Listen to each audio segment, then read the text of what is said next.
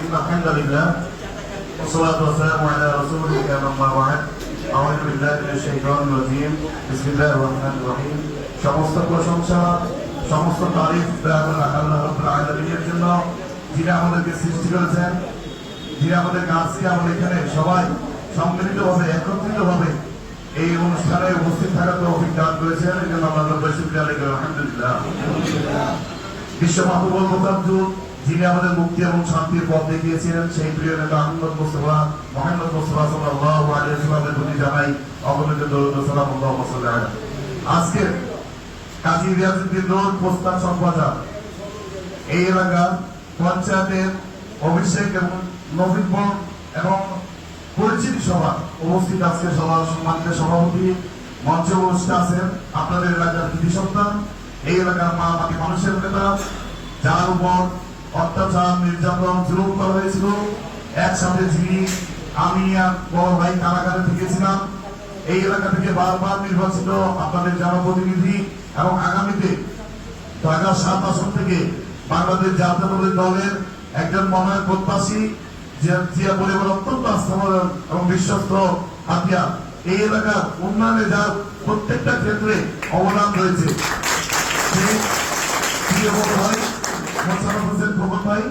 উপস্থিত আছেন।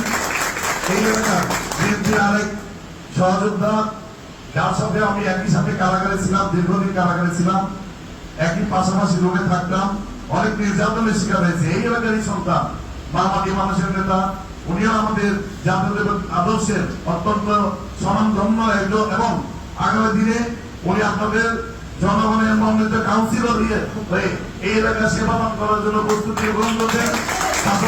মাত্র ভাই উপস্থিত আমার প্রাণপ্রিয় ভাই এবং পঞ্চায়েত অঞ্চলের মা বোনেরা, সবাইকে জানাই আমার ব্যক্তিগত পক্ষ থেকে শুভেচ্ছা এবং অভিনন্দন। আজকে আসলে আমরা উপস্থিত হয়েছি আপনাদের পঞ্চায়েতের যে পরিচিতি সভা, এই পরিচিতি সভার মধ্যে আমরা চাই পঞ্চায়েতগুলোকে শক্তিশালী করতে। আমাদের পূর্বপুরুষরা, আমরা এই এলাকা, এই ঢাকা শহরে আমরা দেখেছি প্রশাসনের আগে পঞ্চায়েতের কাছে সমস্ত বিচার আচার থাকতো। আমাদের মহানবীরা যারা ছিলেন তারা কিন্তু পঞ্চায়েতের মাধ্যমে সমস্যা সমাধান করতেন। এই ঢাকা শহরে কিন্তু পুলিশ প্রশাসনের কোনো দরকার ছিল না। আজকে সময়ের প্রয়োজনে হয়তো প্রশাসন এসেছে বিভিন্ন জায়গায়, বিভিন্ন দেশ থেকে, ডিস্ট্রিক্ট থেকে, বিভিন্ন জেলা উপজেলা থেকে মানুষজন এসে এখানে বসবাস করছে। এই জন্য আজকে পঞ্চায়েতের প্রয়োজনীয়তা অনেকটা আমরা মনে করছি কমে আসছে। কিন্তু না, আপনারা যদি পঞ্চায়েতকে শক্তিশালী করেন তাহলে সমাজ উপকৃত হবে, শক্তিশালী করেন তাহলে এই এলাকার মানুষ উপকৃত হবে, যদি পঞ্চায়েতকে শক্তিশালী করেন এই এলাকার জনগণ উপকৃত হবে। কাজে আমরা চাই এই শতবর্ষী পঞ্চায়েতকে আমরা আরো সামনের দিকে এগিয়ে নিয়ে যাবো। আমরা চাই যে আমাদের প্রত্যেকটা ধর্ম, বর্ণ, গোত্র নির্বিশেষে আমরা সকলেই মিলেমিশে বসবাস করতে চাই।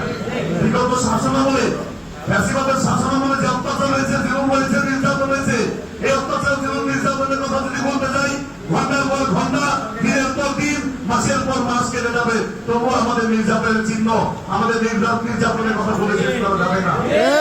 কিন্তু আমরা চাই না আমাদের দ্বারা যারা ফ্যাসিবাদ ছিল, যারা আমাদের অত্যাচার করেছে, জুলুম করেছে, আমরা চাই না তাদের নির্যাতন এইভাবে আমরা করি। আমরা চাই যারা ফ্যাসিবাদের দোষর ছিল, যারা মামলা হামলায় জর্জরিত হয়ে গেছে, ছাত্র হত্যা, জনগণের হত্যার সাথে সম্পৃক্ত, তাদের বিচারে বাংলার মালিক হবো। কিন্তু কোন নিরাপরাধ ব্যক্তি যাতে এই আইনের মাধ্যমে কেউ যাতে কোন ধরনের প্রতিহিংসার বশবর্তী হয়ে কোন ধরনের তাদের যাতে উপর অত্যাচার জুলুম করা না হয়, এই জন্য আমাদের সবাইকে সতর্ক থাকতে হবে।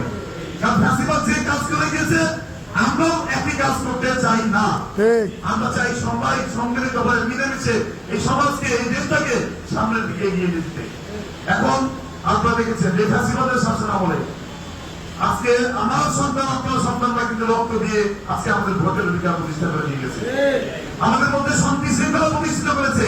বিগত শাসন আমলে যে শান্তি ছিল না, অশান্তির বীজ বপন করে দিয়ে গেছে, আজকে আমাদের সন্তানরা রক্ত দিয়ে কিন্তু সেটা প্রতিষ্ঠিত করেছে। আপনারা কি চান না আপনাদের সন্তানরা যে রক্ত দিয়েছে, যে অধিকার প্রতিষ্ঠা করার জন্য, সেই অধিকার আমরা আমাদের সকলে ভাইরা কাঁধে কাঁধ মিলে আমরা ঐক্যবদ্ধভাবে কাজ করি। আমাদের সকলকে ঐক্যবদ্ধ থাকতে হবে। হাদিসে এসেছে তোমাদের মধ্যে যদি কোন স্বীকৃত রাষ্ট্রেও তোমাদের প্রতিনিধি হিসাবে নিয়োগ করা হয়, তাহলে তোমরা তার আনুগত্য করো। আমরা তাদের আনুগত্য করবো। সে যদি অশিক্ষিত হয়, অশিক্ষিত রাষ্ট্র হয়, আমরা তার আনুগত্য থেকে মেনে নিতে বাধ্য হবো। এটা হাদিসের কথা। কাজেই আমরা চাই, আসুন। অনেকে আমাদেরকে বলে রাজনীতির সাথে নাকি কোরআনের কোন সম্পর্ক নেই। আসলে কি তাই ভাই? কোরআন দিয়ে দেশ পরিচালিত হয় না? আল্লাহর আইন প্রতিষ্ঠিত হয়েছে না? কোরআন হলো আমাদের সংবিধান। পবিত্র কোরআনে আল্লাহ পাক ঘোষণা দিয়েছেন, ইন্না আনজালনা ইলাইকাল কিতাবা বিল হাক্কি লিতাহকুমা বাইনান নাসি বিমা আরাকাল্লাহ ওয়া লা তাকুন লিল খায়িনিনা খাসিমা। অর্থ, হে নবী, নিশ্চয়ই আমি তোমার প্রতি যথাযথভাবে কিতাব নাযিল করেছি, যাতে তুমি মানুষের মধ্যে শাসন কার্য পরিচালনা করো সেই অনুযায়ী যেভাবে আমি তোমাকে দেখিয়েছি। মানে আল্লাহ রাসূলকে শাসন কার্য পরিচালনা করতে বলেছেন পবিত্র কোরআন অনুযায়ী। কারণ এই কোরআন হলো আমাদের সংবিধান। এই কোরআন অনুযায়ী আমরা পরিচালিত হতে চাই। শাসন আমলে আমরা দেখেছি সবচেয়ে বেশি নির্যাতন নিপীড়নের শিকার হয়েছিলাম আলেম সম্প্রদায়। আলেম সম্প্রদায়ের উপর অত্যাচার হয়েছে, জুলুম করা হয়েছে, নির্যাতন করা হয়েছে। যে আলেমরা আমাদেরকে দিনে শিক্ষা শিক্ষিত করে, মসজিদে প্রবেশ করে ভোটের মাধ্যমে মসজিদকে অপবিত্র করা হয়েছিল। আপনাদের হেফাজতের কথা নিশ্চয়ই ভুলে যাননি। সাতটা চত্বরে যে সমস্ত আলেম ওলামাকে নির্বিচারে বাপের বাপি নিভিয়ে যেভাবে নির্মমভাবে হত্যা করেছে, শত শত আলেমদেরকে হত্যা করেছে। আমরা চাই না এই ধরনের পরিবেশ আর বাংলার মাটিতে ফিরে আসুক। আমরা চাই সকলে মিলে ঐক্যবদ্ধ ভাবে বসবাস করবো। ধর্ম বর্ণ নির্বিশেষে, দল মত নির্বিশেষে আমরা সকলে ঐক্যবদ্ধ ভাবে থাকতে চাই।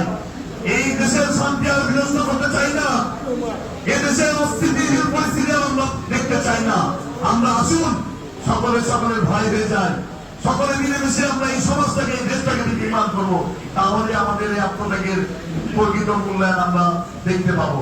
কাজে আসুন সবাই আমরা মিলেমিশে ঐক্যবদ্ধ ভাবে, আমাদের মধ্যে ভুল ভ্রান্তি থাকতে পারে, আমরা মানুষ মাত্রই ভুল থাকতে পারে, আমরা ভুলকে সংশোধন করে নিয়ে এই সমাজটাকে, এই দেশটাকে এগিয়ে নিয়ে যাবো ইনশাআল্লাহ। এই আশা প্রত্যাশা ব্যক্ত করে আমাকে বক্তব্য দেওয়ার সুযোগ করে দেওয়ার জন্য ধন্যবাদ জানিয়ে আমি আমার বক্তব্য এখানে শেষ করছি।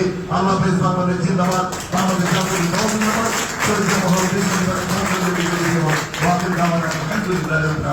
আসসালামু আলাইকুম।